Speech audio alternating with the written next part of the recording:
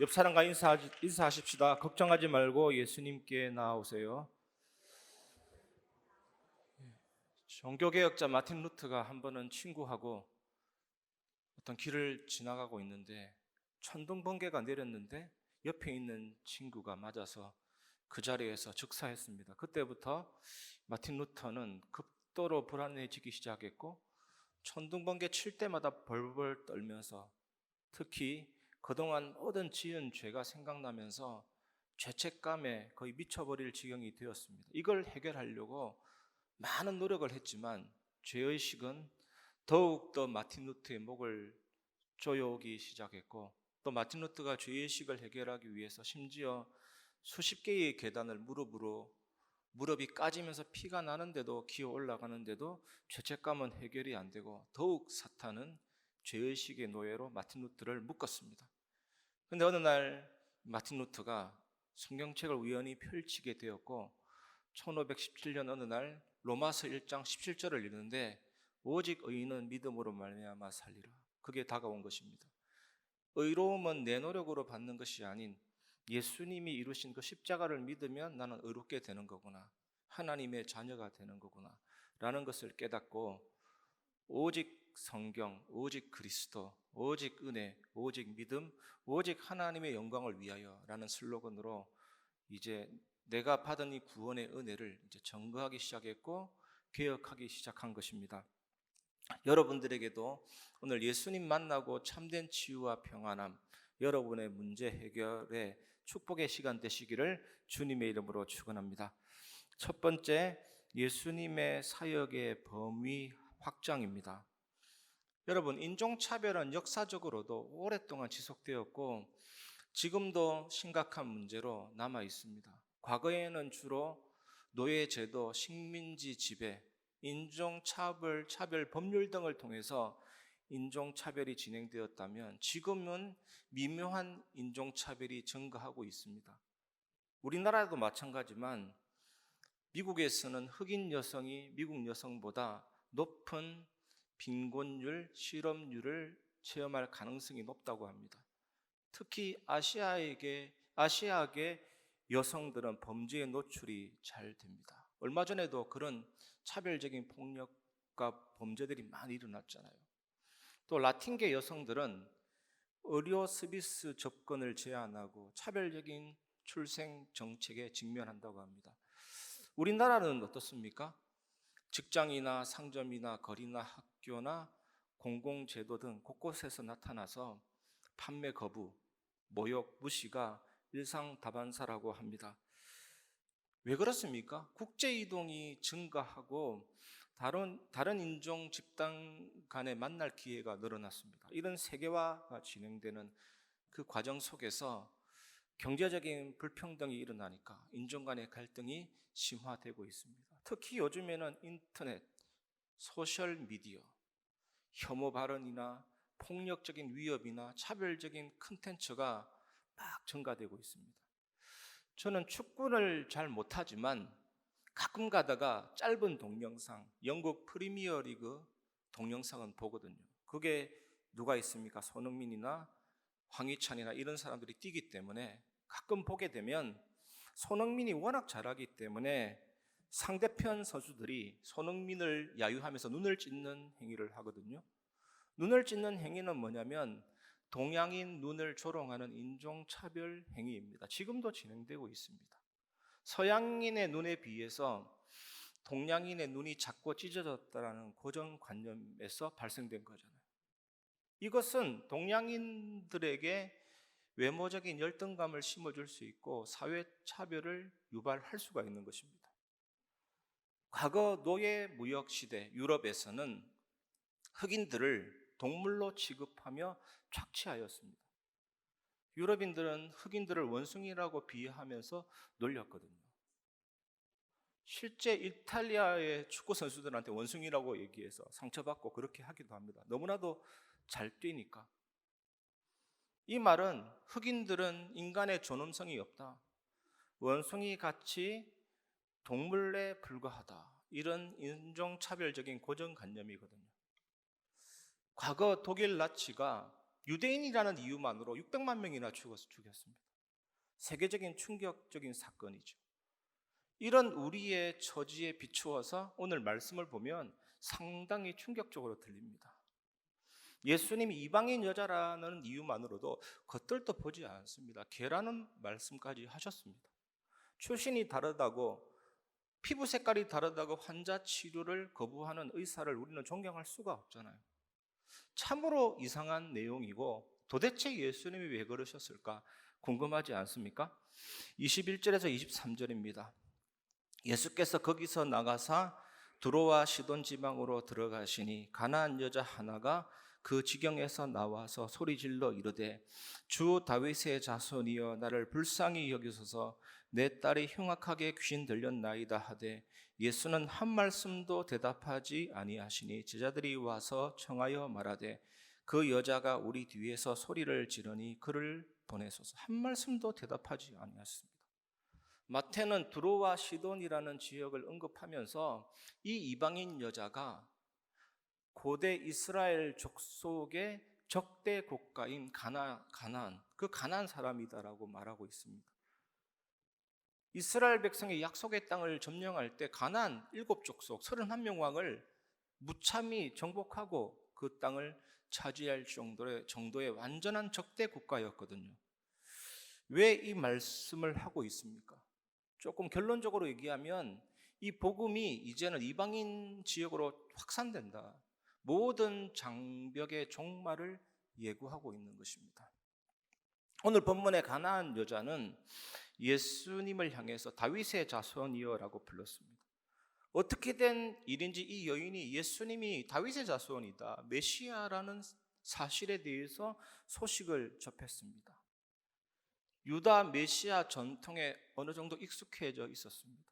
그래서 예수님 보자마자 딸에게서 귀신을 쫓아내 주십시오 소리를 쳤습니다. 소리를 질렀다라는 이 내용의 원어적인 의미는 굉장히 흥분한 상태로 소리를 지른 것입니다. 그리고 너무나도 불안해서 계속해서 소리를 질렀던 것입니다. 그런데 예수님은 한 말씀도 대답하지 아니하였습니다. 그러니까 제자들은 당연히 예수님이 이 여자를 차단하는 거구나, 이 여자의 요청을 들어주지 않으려고 하는 것이구나 판단돼서 예수님께 되려 이렇게 물었습니다. 예수님, 이 여자에게 응답 주시지 않을 것 같으면 우리를 쫓아와서 계속 귀찮게 하는데 집으로 돌아가라고 말씀해 주소서라고 제자들이 예수님께 촉구했습니다. 하지만 예수님은 이 여자의 믿음을 시험하시고 이 여자의 믿음을 강화시키려고 하셨던 것입니다. 그래서 침묵하신 것입니다. 이 여자의 딸을 즉시 고쳐주는 것보다 더 큰 축복을 깨닫게 하시려고 그 믿음을 강화시키고 싶으셨던 것입니다. 이 말씀을 우리에게 적용해 보면 여러분, 때로는 기도하는데 응답이 없고 하나님이 한 말씀도 대답하지 아니하시고 침묵하고 계시는 듯한 상황이 올 수도 있습니다. 이때 낙심될 수도 있습니다. 왜 내 기도 응답 안 하시나? 그런데 어쩌면 이 말씀을 적용해 보면 여러분의 믿음을 시험하시고 여러분의 믿음을 더 강화시키고 계시는 줄도, 그럴 수도 있습니다. 그럴 것입니다. 여러분, 기도를 포기하고 싶어질 때도 있습니다. 사단은 기도를 포기하라고 부추길 수도 있습니다. 기도하는 게 너무 힘들다, 하나님 바라보는 게 너무 힘들다, 피곤하다, 이쯤에서 그만할까라는 생각이 들 수도 있습니다. 그런데 여러분, 질문에 보면 기도를 포기하고 낙심좌절 상태 속으로 들어가면 힘들지 않습니까? 오히려 그것은 더 힘든 것입니다. 여러분, 기도라는 자체가 영적인 긴장감이 동반됩니다. 안 동반될 수 없습니다. 그리고 줄을 당기는 듯한 밀고 당김이 있거든요. 나 자신과 육신과 사탄에게 지지 않으려는 지탱하는 이기는 싸움이 있는 것입니다. 성경은 이것을 평안이라고 합니다. 이것이 행복입니다. 이것이 승리의 삶입니다. 염려 없는, 아무 걱정 없는 것이 평안함이 아니라니까요. 염려 없고 걱정 없이 사는 것은 무생물이잖아요. 여러분, 바람을 쐬고 영화를 보고 기분을 전환시키면 조금 좋아지지만 일시적인 것일 뿐입니다. 여러분, 포기하고 싶어질 때 한 발자국만 더 앞서가면 됩니다. 하나님이 나를 시험하시고 나의 믿음을 더 강화시키시고 더 큰 축복을 베푸시려는 것이구나. 그 결성선을 통과하시기를 바랍니다. 반드시 하나님의 응답과 축복이 하나님의 자녀에게는 기다리고 있는 것입니다. 예수님이 왜 이 여인의 질문에 대해서 침묵하셨습니까? 요구에 대해서 침묵하셨습니까? 예수님은 자신이 하시려는 일이 있습니다. 이방인들에게 응답을 주는 메시아다라는 사실을 강조하고 싶었던 것입니다. 역설적인 방법을 사용하신 것입니다. 우리 인생 가운데 하나님의 침묵은 가장 중요한 응답입니다. 여러분들이 예수 믿고 나서 계속 응답 줬다면 망했을 수도 있습니다. 육신의 욕망까지 채워졌다면 죄로 빠지고 사망에 이를 수도 있는 것입니다. 저는 인생을 돌아보면서 정말로 그때 하나님이 응답 안 해주신 것이 너무 감사하다, 이런 생각이 들 때가 많습니다. 하나님께서 그때 응답해 주셨다면 정말로 큰일 날 뻔했다. 그때 응답 안 하시고 침묵하시는 바람에 지금 나의 신앙과 나의 그릇이 만들어졌구나 생각이 드는 거죠. 저는 진짜 기도 응답보다 침묵 가운데 나를 나대게 하신 하나님의 은혜가 더 크고 놀라운 것입니다. 우리는 모든 게 거쳐지기를 원합니다. 베일에 가려지는 것보다 베일이 거쳐지는 것을 원합니다. 침묵보다 소통을 더 원하고 그럽니다. 하지만 여러분, 우리 인생 가운데 하나님의 침묵은 정말로 필요합니다. 나를 나대게 하고 나의 믿음을 더 강화시켜서 더 축복되게 하시는 하나님의 침묵이 꼭 필요합니다. 하나님의 침묵과 소통, 침묵과 소통, 이것이 반복되면서 우리는요, 영원함의 불변성에 이르게 되고, 응답이 있든지 없든지 죽든지 살든지 나는 오직 예수 그리스도 완전 복음이다, 그 신앙에 이르게 하면서 참된 응답을 주시는 하나님이십니다. 그 어떤 것도 걱정할 필요가 없는 것입니다. 24절에서 27절입니다. 예수께서 대답하여 이르시되 나는 이스라엘 집에 잃어버린 양 외에는 다른 데로 보내심을 받지 아니하였노라 하시니, 여자가 와서 예수께 절하며 이르되 주여 저를 도우소서. 대답하여 이르시되 자녀의 떡을 취하여 개들에게 던짐이 마땅하지 아니하니라. 여자가 이르되 주여 올소이다마는 개들도 제 주인의 상에서 떨어지는 부스러기를 먹나이다 하니. 예수님의 이 대답이 얼마나 가혹합니까? 얼마나 잔인합니까? 딸아이가 귀신 들렸다면 얼마나 이 여인의 고통이 크겠습니까? 얼마나 가슴이 두근두근, 심장이 두근두근 이랬겠습니까? 당시 유대인들은 이방인을 개라고 비하하여 불렀습니다. 이방인도 짐승이라는 거예요. 짐승이라는 거예요. 인간의 존엄성이 없고 그냥 짐승과 똑같다는 거예요. 개라고 불렀습니다.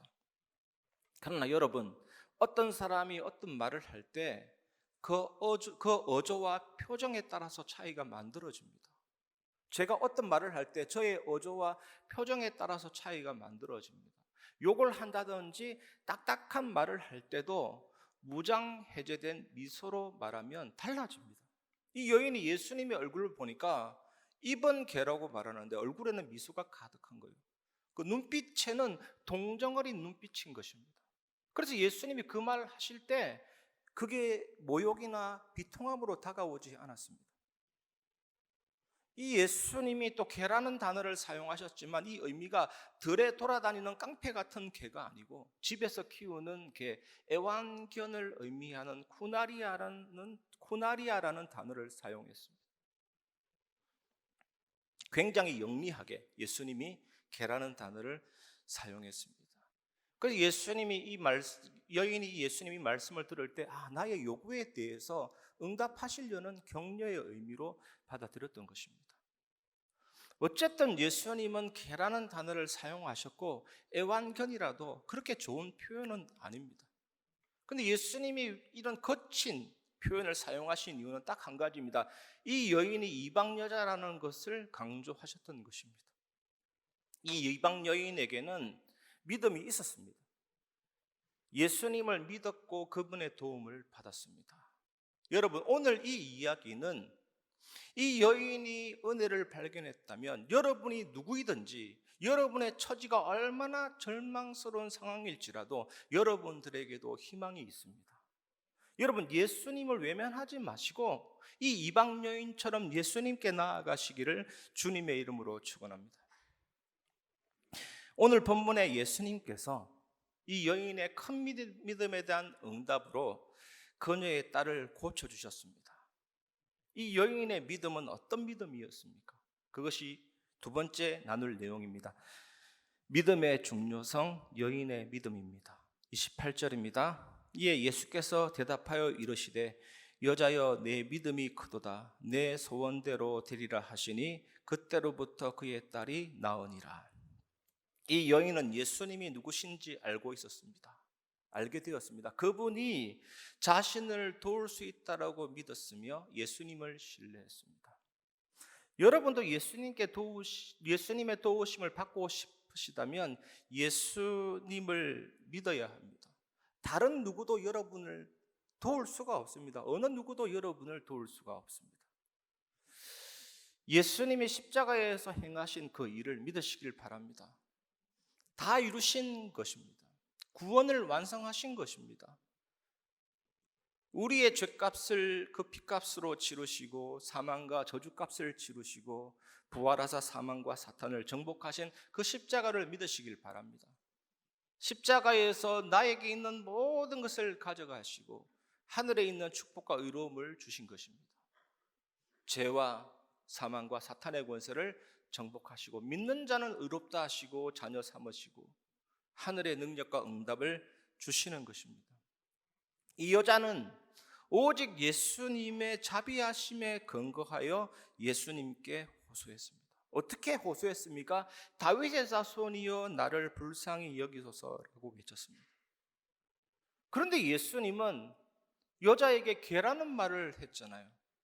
그런데 이 여자는 그 말도 그대로 동의했습니다. 맞습니다. 저는 개에 불과합니다. 또 이 여인은 예수님께 그 어떤 응답을 받을 자격이 없다라는 것을 전적으로 동의하면서 개들도 제 주인의 밥상에서 떨어지는 부스러기를 먹나이다. 오직 예수님의 자비를 구했습니다. 자기 자신을 완전히 내려놨습니다. 어떤 자격도 주장하지 않았습니다. 이것이 모든 사람이 예수님께 나아가는 방식입니다. 여러분도 그런 모습으로 예수님께 나아오시겠습니까? 여러분, 이 여자는 하나님의 은혜로 끈기가 있었고 결코 뒤돌아설 생각이 없었습니다. 왜냐? 어디로 갈 데가 없어요. 우리 인생은 어디로 갈 데가 없습니다. 하나님 외에는 갈 데가 없습니다. 갈 데가 있다면 뒤돌아서겠지만 예수님을 앞에 두고 결코 뒤돌아설 수 없었습니다. 거기에서 나오는 게 끈기입니다. 왜? 예수님만이 답이니까. 여러분, 우리 시대에는 이렇게 강력하고 끈기 있는 기도가 많지 않다고 생각합니다. 너무 기도하기에 시간이 바쁘고 기도하기에 열정이 너무 부족합니다. 여러분, 우리를 향한 구세주의 열정을 한번 생각해 보십시오. 하나님이 사람의 몸을 입고 이 땅에 뛰어들어오셨습니다. 우리를 살리기 위해서 십자가에서 죽으셨습니다. 부활하셨습니다. 그 열정은 그 누구도 막을 수가 없죠. 하나님의 열정이니까.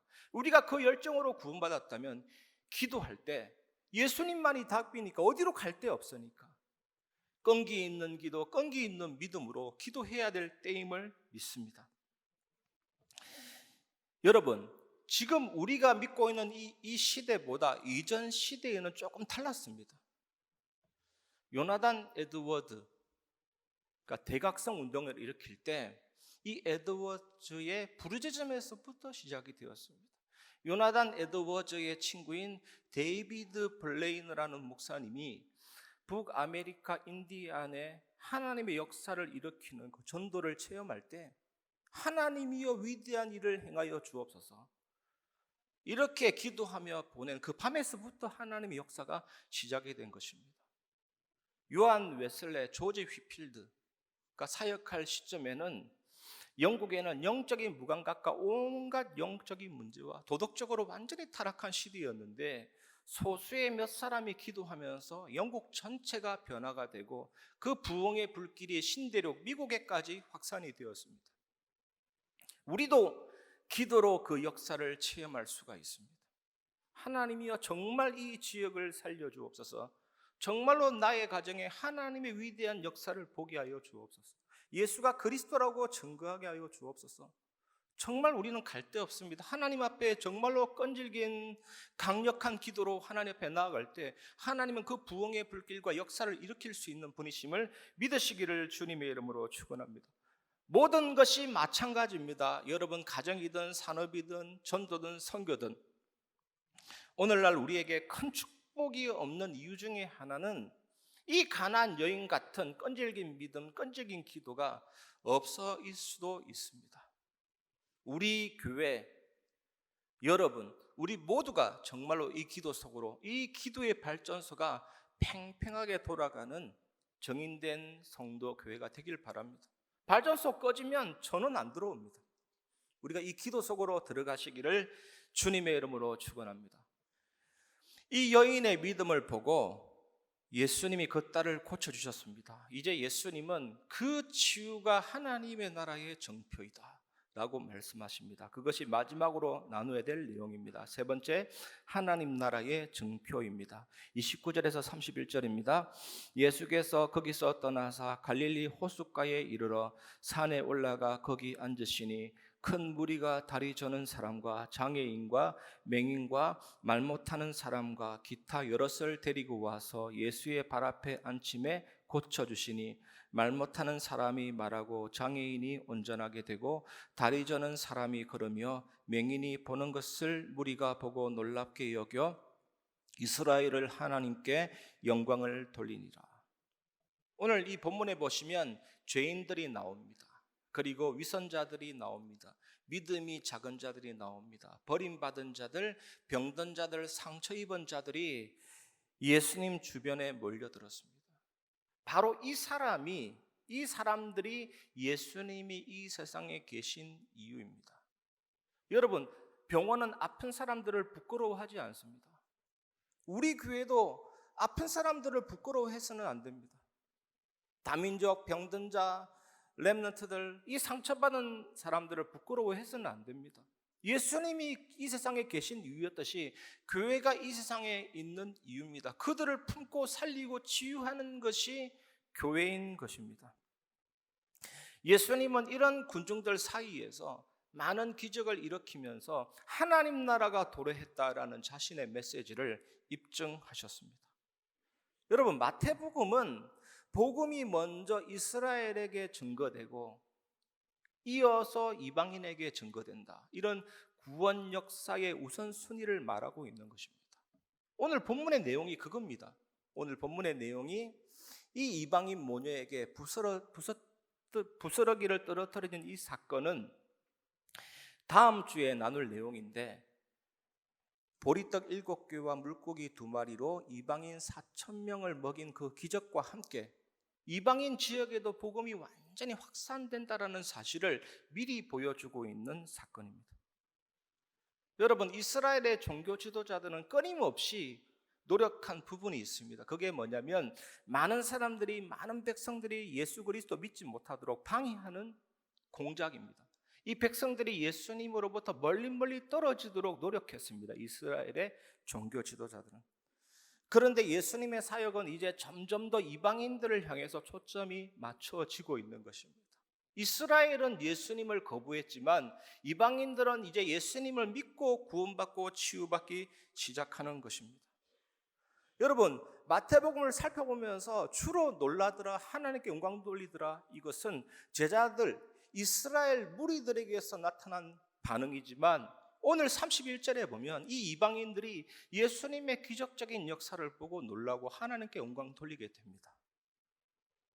그런데 이방인들은 놀라운 반응 정도에 머물러서는 안 됩니다. 이제는 이 예수님이 메시아라는 사실을 알고 그리스도라는 사실을 알고 예수님의 제자가 되어야 되는 것입니다. 여러분, 우리가 왜 전도와 선교를 해야 됩니까? 전도와 선교의 최종 종착지는 어디입니까? 여러분, 우리나라가 OECD 회원국 중에서 20년 동안 1위를 차지하고 있는 분야가 있습니다. 그게 자살률입니다. 자살률. 지금 얼마나 마음이 괴롭고 힘든지 빨리 끊어버리고 끊고 싶어 합니다. 그 나오는 입에서 나오는 소리들이 탄식이고 부르짖음이잖아요. 노래를 불러도 슬픔, 쾌락을 노래하는데 그 세상을 노래하는 추한 입술이 하나님을 찬양하도록, 세상에 매여 사는 그 영혼들이 하나님을 바라보도록, 하나님께 예배하도록, 그게 전도 선교의 최종 목표입니다. 우리가 예수 믿고 하나님께 예배하도록, 불신자들이 예수 믿고 하나님께 예배하도록, 그게 전도 선교 목표입니다. 그래서 이사야 43장 21절에 보면 이 백성은 내가 나를 위하여 지었나니 나를 찬송하게 하려 함이니라. 예배는 독일어로 고테스티엔스, 하나님의 섬김입니다. 우리가 예배 때 하나님께 바치는 우리의 섬김도 있지만 우리를 위한 하나님의 섬김도 있습니다. 예배는 우리가 무엇을 하는 게 아닙니다. 막 공연을 하는 게 아닙니다. 하나님이 우리를 위해 하신 일을 기억하면서 감사하는 시간이 예배인 것입니다. 우리가 뭘 받는 게 아닙니다. 하나님이 나를 위해 하신 일에 대해서 감사하는 시간이죠. 하나님이 우리를 위해 하신 일을 기억하면서 설교로, 찬양으로, 기도로, 예물로 하나님께 감사하는 시간입니다. 예물은 헌금이 아닙니다. 예물은 회비 납부가 아닙니다. 예물은 예배 의식 사이에 끼어드는 방해물이 아닙니다. 진짜 예물은 우리 자신이 예물입니다. 이런 마음으로 예배드리는 자를 하나님이 기뻐하시고, 그래서 전도와 선교는 이런 예배 속으로 초청하시는 하나님의 사랑의 부르심입니다. 그래야 인간이 인간 됩니다. 원래 인간이 됩니다. 진정한 축복이 회복이 됩니다. 사단에게 더 이상 속지 않습니다. 하나님께 찬양하는 예배자로 세우는 것이 전도 선교의 목표인 것입니다. 이 축복 누리는 증인 되시기를 주의 이름으로 축원합니다. 결론을 말씀드리겠습니다. 예수님을 만나 당신의 삶을 변화시키는 기회를 놓치지 마시기를 바랍니다.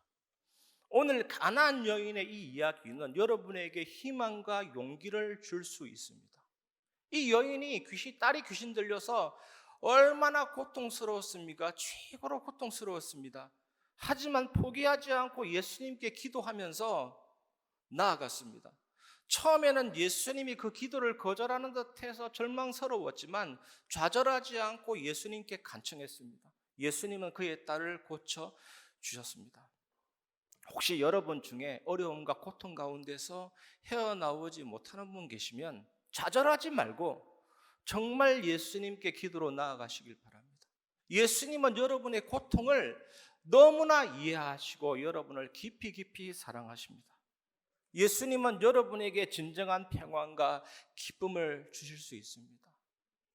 세상이 추구하는 돈, 쾌락, 명예는 행복을 줄 수 없습니다. 예수님만이 여러분에게 만족과 의미를 채워줄 수 있습니다. 여러분, 오늘 예수님을 만나보는 것이 어떨까요? 예수 믿는 것은 단순한 종교 행위가 아닙니다. 내 인생을 바꾸는 가장 중대한 결정입니다. 예수님 믿으면 하나님의 자녀 될 뿐만 아니라 영원한 생명을 얻습니다. 하나님의 자녀, 기도응답, 성령인도, 예수 믿을 때 흑암이 무너지고 구원받은 상속자를 섬기라고 하늘 군대를, 천사를 보내주시고 나의 이름이 생명책에 기록이 되고 이제는 평생의 이 복음을 전거하는 전도자로 세워주십니다. 여러분, 혼자가 아닙니다. 여러분, 예수님이 함께 하시고 인도하십니다. 지금 바로 예수님께 여러분의 마음을 열어보십시오. 어떤 문제든 어떤 삶이든 괜찮습니다. 기도로 하나님 앞에 이 여인처럼 맡기시기를 바랍니다. 예수님은 결코 여러분을 실망시키지 않습니다. 여러분의 삶에 예수님과 함께 풍요롭고 새로운 이야기가 채워지고 펼쳐지게 될 것입니다. 오늘 그 은혜를 누리시길 바랍니다. 이런 하나님의 자녀에게 이제는 우리 안에 있는 성삼위 하나님이 하시는 역사가 놀랍게 펼쳐집니다. 나의 영을 치유하고 회복하고 살리시고 나에게 하나님의 형상을 점진적으로 회복하고 살리시고 나의 삶을 회복하고 살려서 기도 응답이 있는 인생, 살리는 인생, 흔들리지 않는 망대 같은 인생, 정말로 기도의 여정 속으로 이끌어서 세계를 살리는 정확한 이정표 속으로 들어가는 인생 되게 하십니다. 영원한 기업, 유산, 작품, 예수 그리스도 증거하는 이 일에 기다리고 집중하고 도전하는 은혜를 예수님께서 부어주실 것입니다. 이 은혜 누리시면서 한 주간 승리하시기를 주님의 이름으로 축원합니다. 이 시간 말씀을 마무리하면서 우리를 불쌍히 여기시고 참된 응답받게 하시는 지존하신 예수 그리스도, 그 이름을 찬양하겠습니다.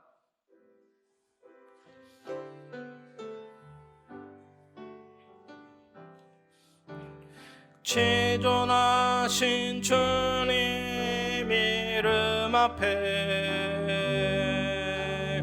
모든 무릎 꿇고 다 경배해. 거룩하신 주님 보좌 앞에 엎드려 절하세. 예수는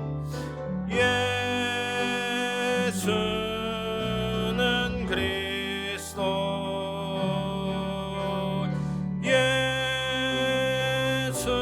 예수는 주,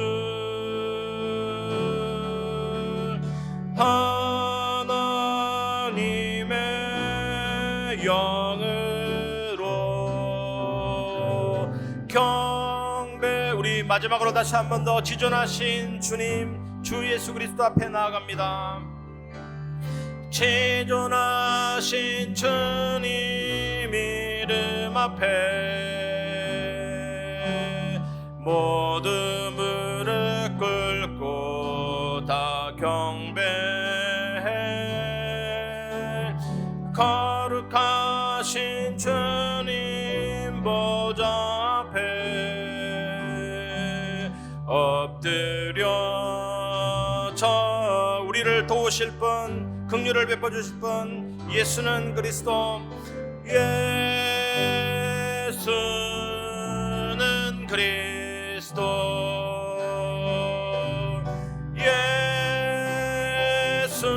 예수는 주,